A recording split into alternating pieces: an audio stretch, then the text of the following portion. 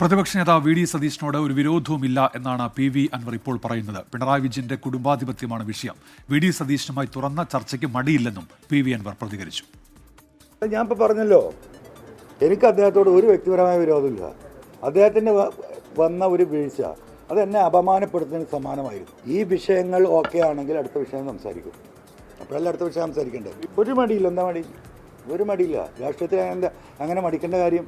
ശരിയില്ലായ്മ എന്ന് പറയുന്നത് ഇവിടുത്തെ കുടുംബാധിപത്യമാണ്, പിണറായിൻ്റെ കുടുംബാധിപത്യമാണ്, മരുമോനിസാണ്. ഇവിടുത്തെ വിഷയം SFI ആണ്. ഒരു പണിയെടുക്കാതെ ശമ്പളവും കമ്മീഷനും പറ്റുന്ന മുഖ്യമന്ത്രിയുടെ കുടുംബം തന്നെയാണ് ഇവിടെ പ്രശ്നം. മലപ്പുറം ജില്ല നേരിടുന്ന പ്രശ്നമാണ്. മലപ്പുറം കോഴിക്കോട് ജില്ല. ഇവിടെ ഏകദേശം 60 ലക്ഷം ജനങ്ങളുണ്ട്. കേന്ദ്രത്തിൻ്റെ എല്ലാ ഫണ്ടും ജില്ലാടിസ്ഥാനത്തിലാണ്.